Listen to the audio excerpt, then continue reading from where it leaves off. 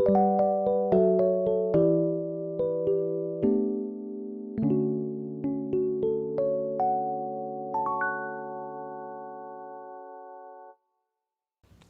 제가 돼지 3마리만 잡겠습니다.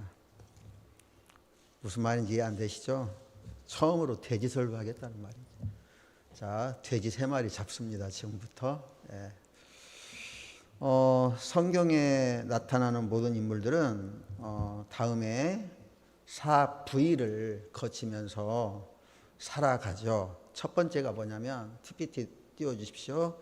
첫 번째는 비전입니다. 비전. 네, 첫 번째 것, 맨 처음 거요. 네, 됐습니다. 네, 첫 번째는 비전입니다. 네, 비전. 영어로 비전이에요. 네, 비전. 여러분, 이 비전은 우리가 생각하는 드림이 아니죠. 꿈이 아니죠. 비전은 나의 비전이 아니고 하나님의 비전이죠. 우리가 하나님께 회심하고 또 하나님 앞에 나아갈 때 하나님은 우리에게 기름을 부으시고 또한 우리에게 하나님 나라의 비전을 주십니다. 그래서 그것을 우리는 천국 비전이라고 하죠.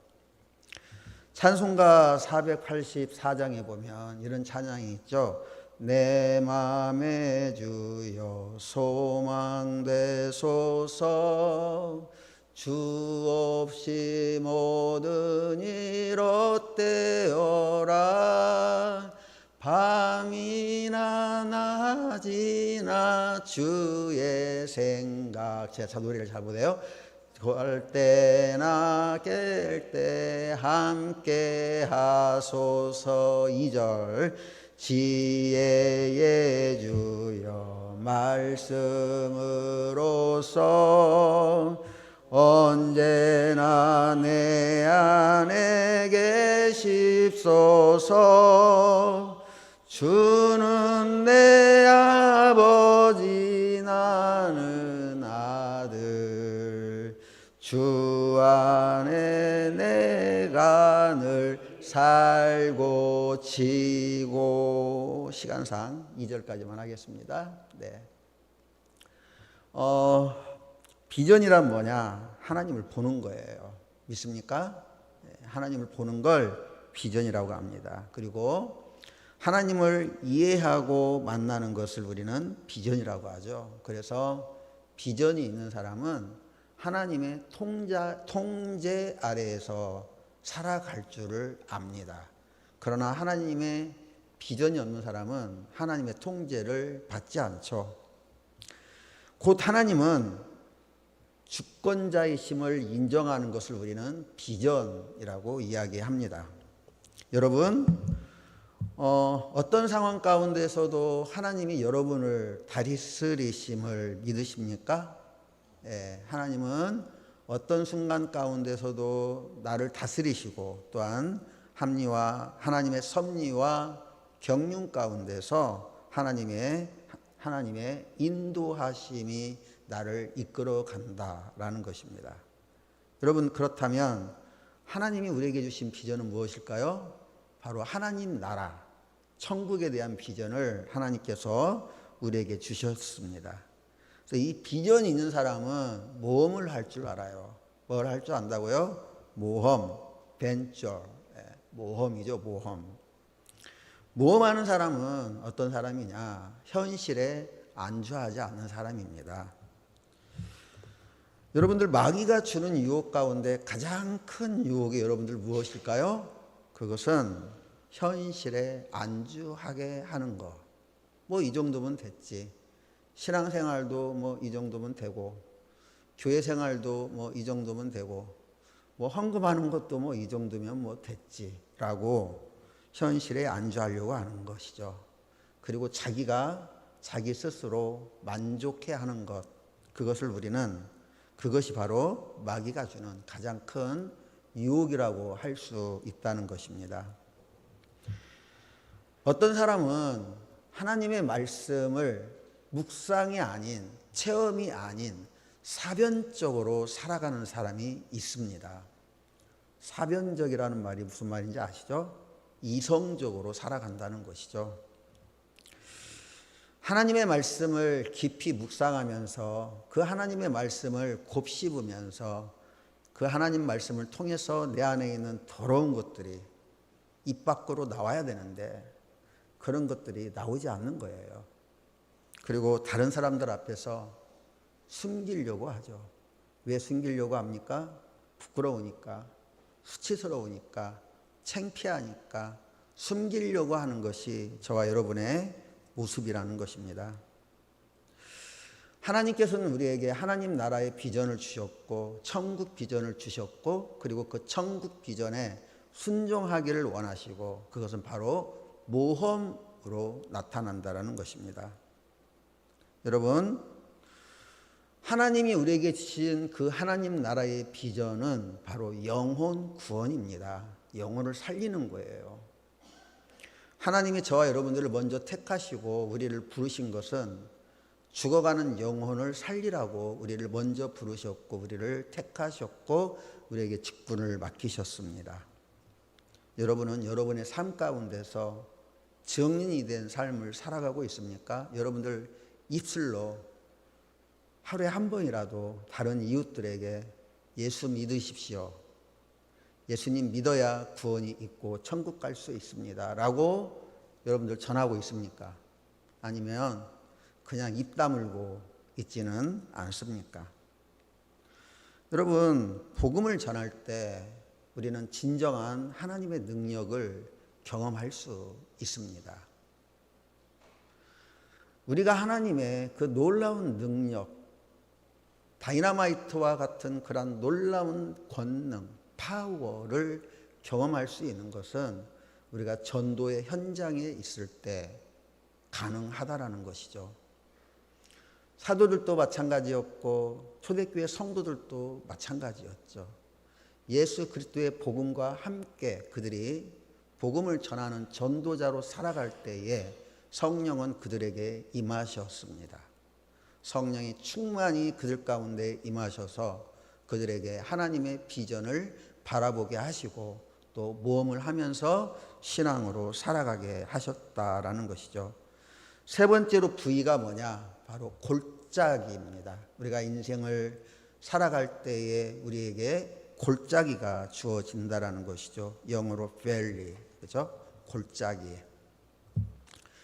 오늘 우리가 성경을 읽었죠.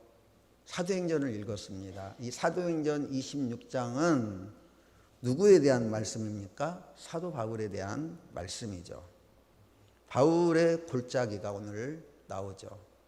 바울은 언제부터 골짜기로 들어가게 됩니까?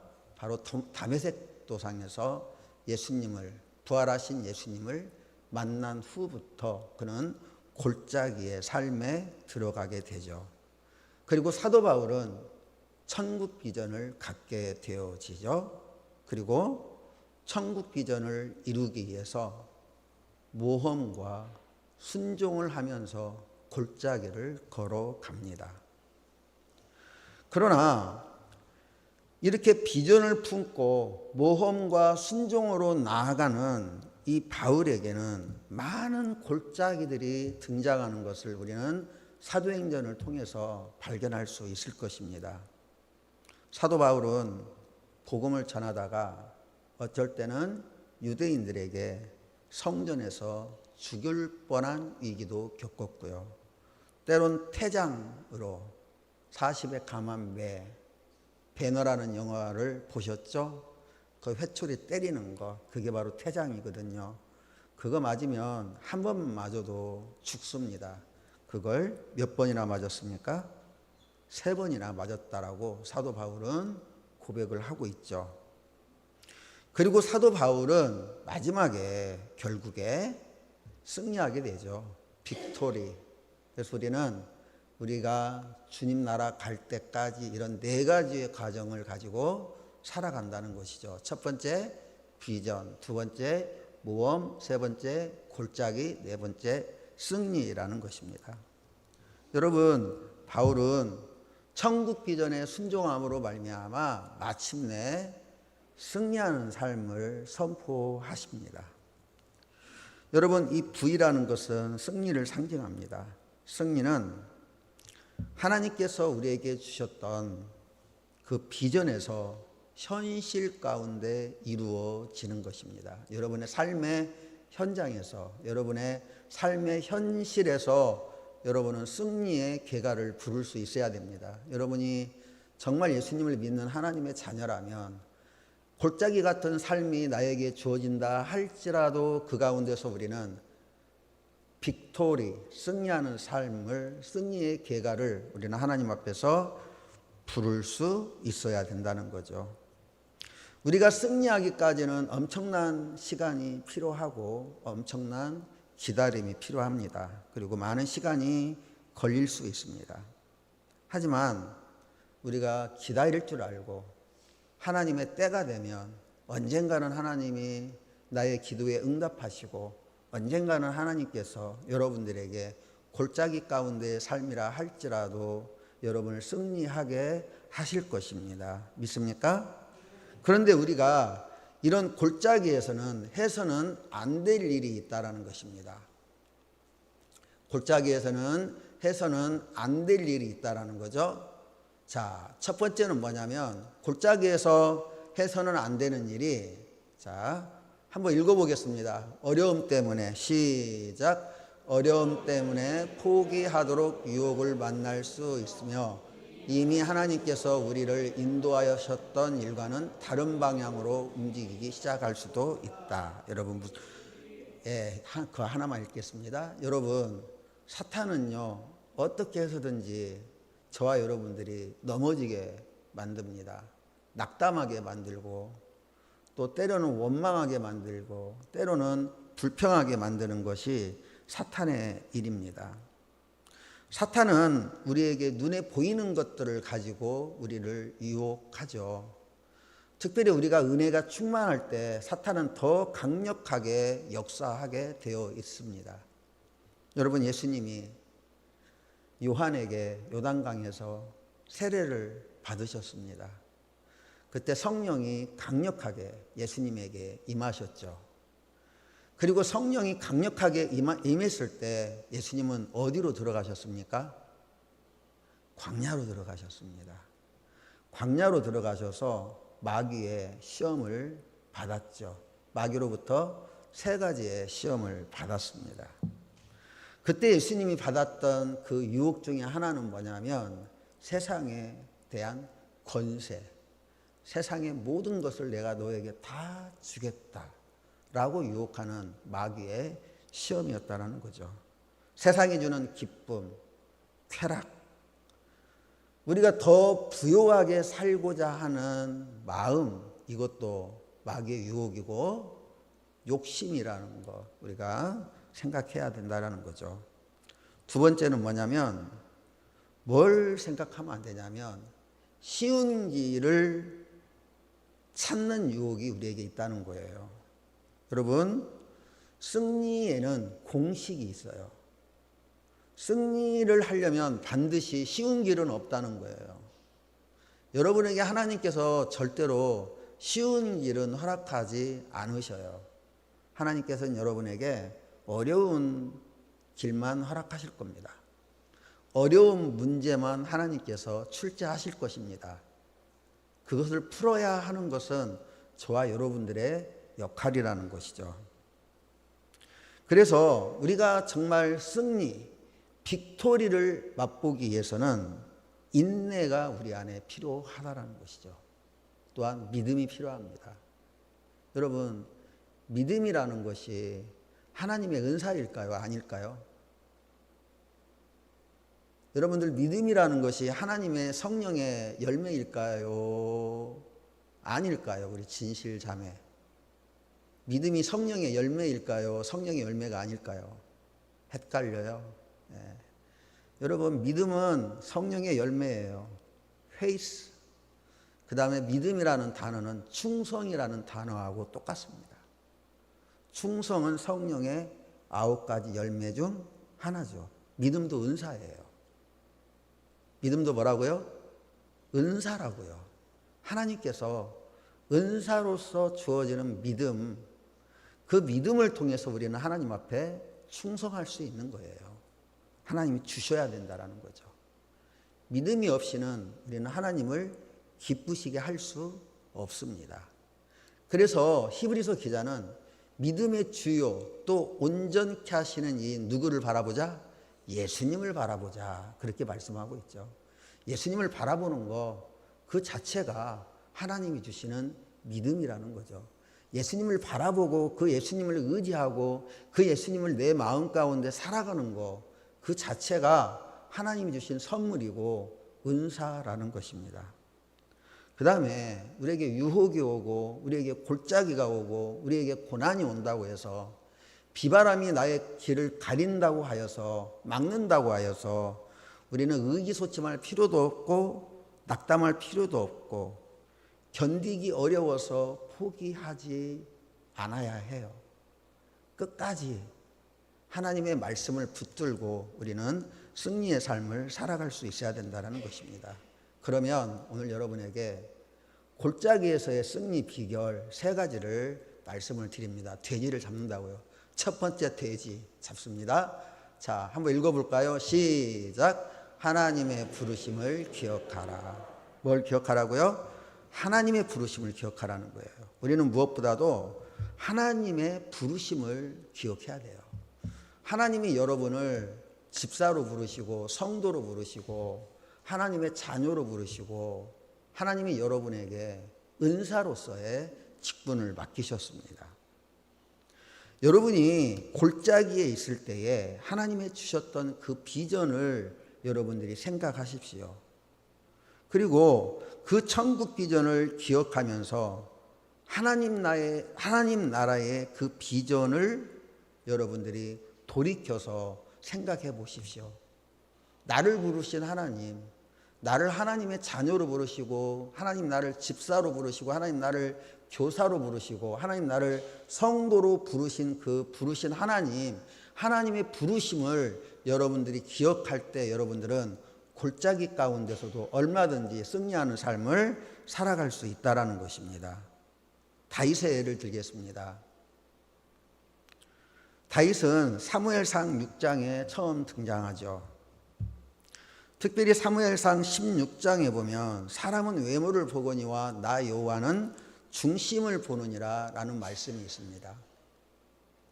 사람은 외모를 보거니와 나 여호와는 중심을 보느니라. 여러분, 사울이 처음에 이스라엘 왕으로 선택할 당시에 이스라엘 백성들은 사울의 무엇을 보고 왕으로 세웠을까요? 외모를 보고 사울을 왕으로 세웠습니다. 여러분, 사람들은 먼저 상대방의 외모를 보게 되어 있습니다. 저도 마찬가지고요. 저도 먼저 외모를 보게 되어 있어요. 저는 어떤 사람이 좋냐면 잘생겼든 못생겼든지 간에 웃는 사람이 좋습니다. 저는 찡그러져 있는 사람보다는 웃는 사람이 좋아요. 전도협에서도 우리 교사들을 볼 때, 저 사람은 내가 볼 때는 지금 웃을 만한 환경이 아님에도 불구하고 웃는 분이 계셔요. 제가 그분을 알거든요. 그분의 삶이 얼마나 힘들다라는 것을 제가 알아요. 근데 그분이 웃어요. 제 앞에서 웃어요. 다른 교사들 앞에서 웃어요. 찡그러져 있는 모습을 본 적이 없어요. 근데 그분의 삶의 밑바탕을 보면 웃을 일이 없어요. 기뻐할 일이 없어요. 근데 웃어요. 근데 기뻐해요. 사랑하는 여러분, 사람은 먼저 외모를 보고 판단하는데 여러분들 웃는 사람이 좋습니까? 찡그러져 있는 사람이 좋습니까? 웃는 사람이 좋죠. 그것도 외모를 보고 판단하는 거죠. 어쨌든 그러니까 누구든지 어떤 사람이든지 사람은 외모를 보고 판단하게 되어 있다는 것입니다. 사무엘상 16장 2절에 보면 우리는 다윗의 용모가 뛰어난 것으로 오해하기가 쉽습니다. 어떤 말씀 때문에 그렇습니까? 눈이 뭐하고 붉고 또 빼어나고 아름답다라고 말하죠. 사무엘상 16장 2절에 보면 다윗에 대해서 말하기를 다윗은 눈이 붉었다, 빼어났다, 아름답다. 이 말의 의미는 뭐냐면 뜻은 뭐냐면 앳되다라는 뜻이에요. 어리다라는 뜻이에요. 여러분, 다윗이 골리앗과의 싸움에서도 골리앗은 다윗을 업신여겼습니다. 뭐라고 업신여겼을까요? 이 어리석은 것, 이 어린 것.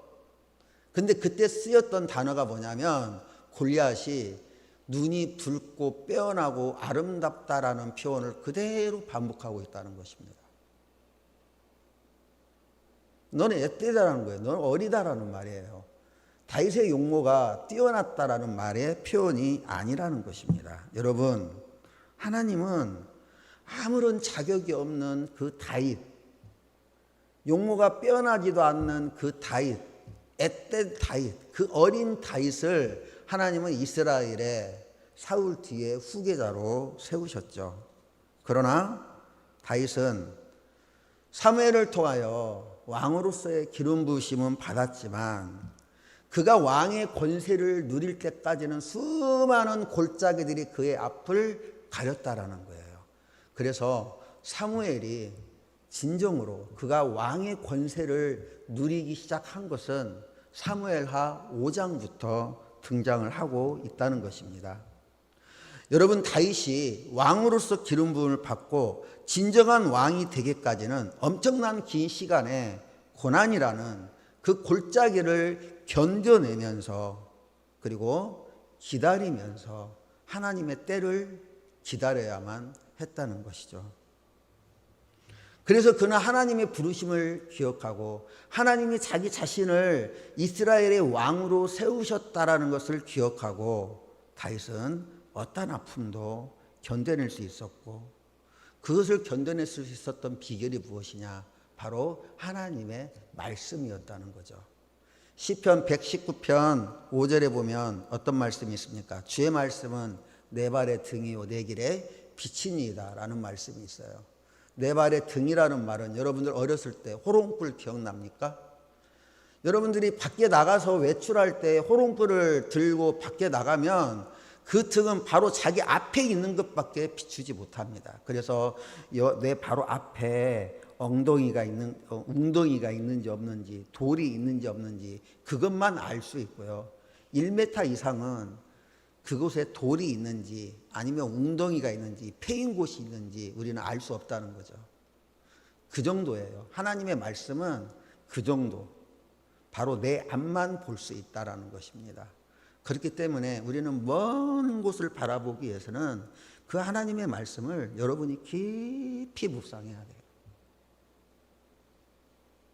그래서 그 말씀을 통해서 나의 속에 있는 아주 거짓된 것, 죄악된 것, 더러운 것, 쓰레기 같은 것 이런 것들을 말씀을 통해서 드러낼 수 있어야 돼요. 사도 바울도 마찬가지였어요. 사도 바울도 하나님의 뜻과 하나님의 비전과 하나님의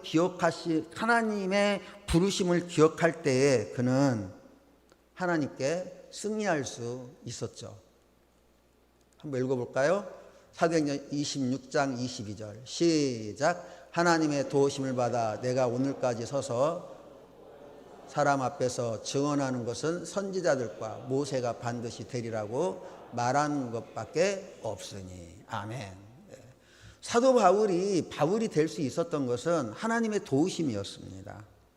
또한 하나님의 부르심, 다메섹 도상에서 그 다윗을 부르셨던 그 하나님을 기억하는 그러한 삶의 모습이 사울에게 있었기 때문에 바울에게 있었기 때문에 바울이 이러한 사역을 감당할 수 있었다라는 것이에요.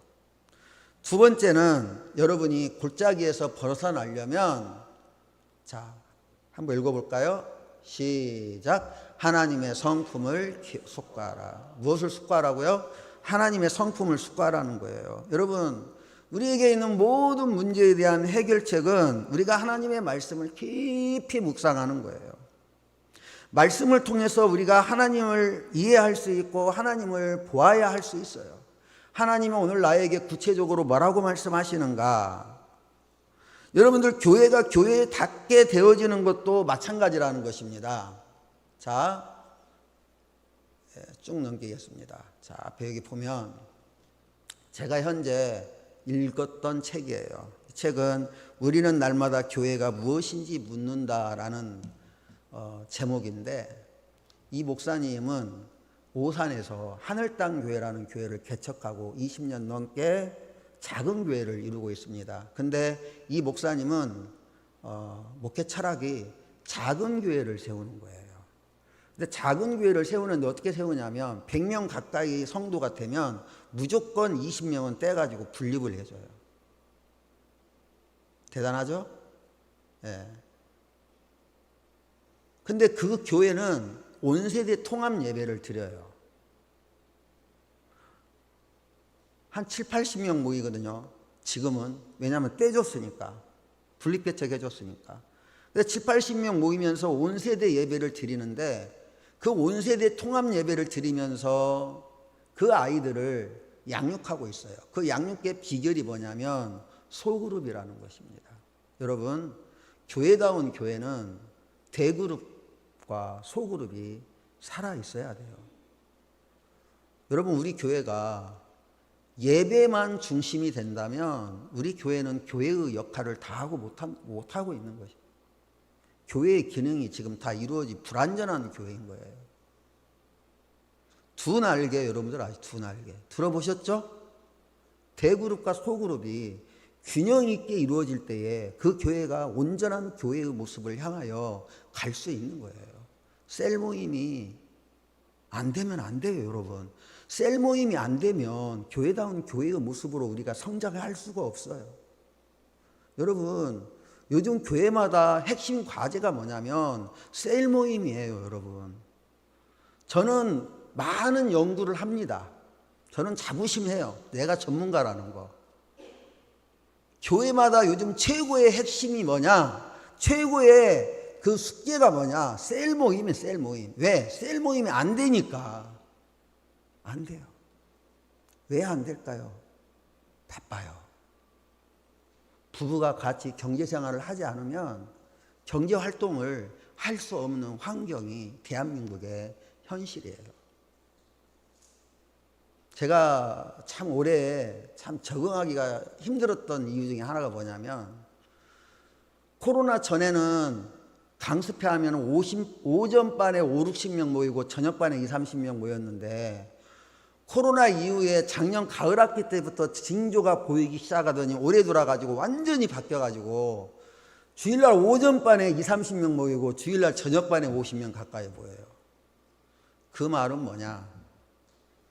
오전반에 강습회에 오셨던 나머지 한 2, 30명이 뭘 하고 있다는 거예요? 경제활동을 하고 있다는 거예요. 직업을 갖고 있다는 거예요. 아르바이트를 하고 있다는 거예요. 왜 그럴까요? 그 세대가 이제 50대가 올라갔어요. 50대를 우리는 뭐라고 그러냐? 낀 세대라고 말해요. 자녀도 양육해야 되고 대학생 됐고 서울로 대학교 보내면 국장 갖고 해결이 안 되고 기숙사비 들어가야 되고 밥 사 먹어야 되고 한 달에 뭐 몇백만 원 딱 깨지는 거예요. 등록금만 해도 한 학기에 600만 원, 700만 원. 국장 갖고 해결 안 돼요. 국장, 국가장학금. 네. 해결이 안 돼요. 그러니까 알바를 해야 돼요. 다 경제활동을 해야 돼요. 그래 아이들을 가르칠 수 있고요. 그 다음에 또 뭐냐? 또 그 세대가 부모를 공양해야만 하는 세대예요. 그렇죠? 근데 그 부모 세대가 어때요? 우리의 부모 세대가 건강하지 않아요. 맨날 병원에 왔다 갔다 해야 되고 아니면 또 치매가 걸려서 또 어떻게든지 그 부모를 봉양을 해야 돼요. 한쪽만 그러면 또 몰라요. 근데 친정도 그렇고 시댁도 그렇고 다 그래요. 그런 교사들이 한두 번이 아니에요, 지금. 그게 오늘날 우리 대한민국의 현실이고 교회의 현실이라는 거예요. 그래서 만약에 여러분이 소그룹이 안 된다면, 셀 모임이 안 된다면 교회에서라도 주일날이라도 여러분들이 셀 모임을 회복해야 돼요. 그리고 셀 모임이 소그룹이 왜 중요하냐? 여러분이 주일날 오전 예배 때 목사님의 설교를 들으면 우리 목사님은 텍스트만 전하셔요. 왜 텍스트만 전하실까요? 생각해 보셨습니까? 컨텍스트가 들어가면 여러분의 마음이 불편해요. 설교라는 것은 텍스트가 있으면 컨텍스트가 있는 거예요. 컨텍스트라는 건 뭐냐면 적용이에요. 여러분이 말씀을 들었으면 그것을 내가 씹어야 돼요. 그것을 내가 소화시키고 내 입 밖으로 내야 되는데 내 입 밖으로 낼 때 뭐가 나와야 되느냐? 나의 거짓되고 더럽고 추악한 모습들이 나와야 돼요. 여러분이 말씀을 나눔을 통해서 그것이 현실화가 되어져야 돼요. 서로 말씀이 나눠져야 된다고요. 교회 안에서. 그게 진정한 교회 공동체라는 거예요. 믿습니까? 여러분, 죄 짓는 것은요, 누구나 다 똑같아요. 다 똑같아요. 근데 왜 말을 하지 않을까요? 창피하니까, 부끄러우니까, 수치스러우니까. 나눔이 안 돼요. 저는 우리 사무실에서 우리 간사님들하고 나눔하면 속에 있는 거 다 나와요. 남편이 어쩌고 아들이 어쩌고 자기 자신이 어떻고 속에 있는 그거 있는 거 다 끄집어내면서 서로 이야기하고 서로 나누고 그것을 위해서 하나님 앞에 기도하는 거예요. 그게 진정한 교회의 모습인 거라는 것입니다. 그런 교회가 여러분들이 방향성을 잃지 않고 나가야 된다는 거예요. 여러분, 밥 먹을 때 여러분들 뭐 나누십니까? 불편하셔도 들으셔야 돼요, 여러분. 그래야 우리 교회가 교회다운 교회로서의 기능을 다할 수 있고 교회가 올바른 방향성을 가지고 나아갈 수 있는 거예요. 소그룹이 살아있어야 돼요. 교회에서 모이십시오. 평일날 셀 모임이 안 되면 주일날 예배 점심 먹고 셀 모임 하십시오. 불가능합니까? 하면 됩니다. 여러분, 집사라는 직분이 헬라어로 디아코노스라는 단어입니다.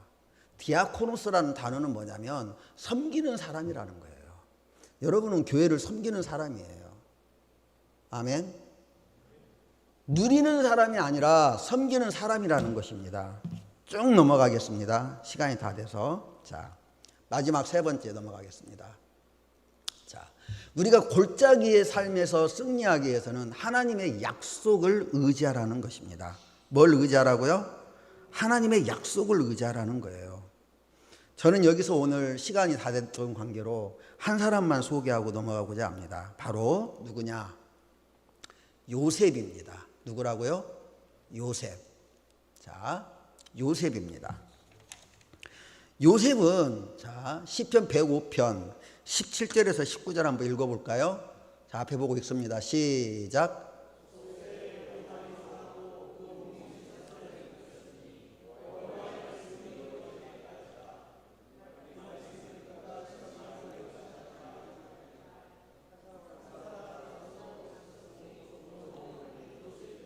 아멘. 제가 괄호하고 이렇게 해놓은 것은 뭐냐면 현대인의 성경을 해놓은 거예요. 괄호. 자, 여러분, 요셉은 그 험한 시련 가운데, 고난 가운데, 골짜기의 삶 가운데서도 그가 하나님의 은혜를 누렸던 비결이 무엇이냐면 여호와의 말씀이 응할 때까지 기다렸고 여호와의 말씀이 그를 단련하였도다라고 말하고 있어요. 말씀이 요셉을 다스린 것이고요. 말씀이 요셉을 세워나갔고 말씀이 요셉을 단련시켰어요. 연단시켰어요. 그래서 요셉이 되었던 거예요. 그래서 애굽의 총리로서 엄청난 영향력을 요셉이 행할 수 있었다라는 것입니다. 예수님도 마찬가지예요. 여러분, 예수님이 겟세마네 동산에서 기도하실 때 그가 십자가를 진다라는 그 사실만으로 생각하면 너무나 부끄럽고 수치스럽고 정말 힘들고 어려운 일이었잖아요. 근데 예수님은 나의 원대로 마시고 누구의 뜻대로 해달라고요? 하나님의 뜻대로 해달라고 처절한 기도를 하나님 앞에 올려드리고 있지 않습니까? 여러분, 저도 골짜기에 있어요. 왜 골짜기에 있냐? 현재 모든 여건이 불안정해요. 교회도 불안정해요. 제가 4월 달에 어떤 교회에 새가족 헌신 예배 인도하러 갔어요. 근데 나중에 그 집사님하고 이야기하는데 코로나 이후에 그 교회가 300명이 줄었어요. 코로나 이전에 300명이, 그러니까 1000명이 넘게 모인 교회인데 코로나 이후에 700명대로 줄었어요. 엄청나게 줄었죠. 네, 엄청나게 줄었어요. 근데 그 교회만 그런 게 아니에요. 다 마찬가지예요. 엄청 불안정해요. 경제도 불안정하고 정치도 불안정하고 교회도 불안정하고 모든 것이 다 불안정한 시대를 우리가 살아가고 있다는 거예요. 저희 선교단체 같은 경우에는 교회 학교가 줄면, 교회가 줄면 저희는 엄청난 타격을 받을 수밖에 없어요. 여러분, 지금까지는 우째우째 가고 있지만 저는 하나님의 일하심을 믿으면서 하나님만 바라보면서 나아가고 있어요. 올해만 지나면 괜찮아질 거야. 막연한 기대를 하고 있지만 하나님이 함께 하시리라고 저는 믿습니다. 아멘. 하나님의 앞길을 믿습니다. 비바람이 앞길을 막아도 나는 가리. 주의 길을 가리. 저희 한 달에 경상비만 얼마나 가냐면 1000만 원 나가요. 저희가 1000만 원 나가거든요. 그거요 감당하기가 저도 버거워요. 그러나 그거 하나님이 그렇게 하시지 않으면 제가 못해요. 하나님이 하시니까 한 달에 1000만 원이 경상비로 나가도 버티고 있는 거예요. 주님의 은혜예요. 주님이 일하시는 거예요. 주님이 하시면 돼요. 할렐루야. 주님이 하시면 됩니다. 기도하겠습니다.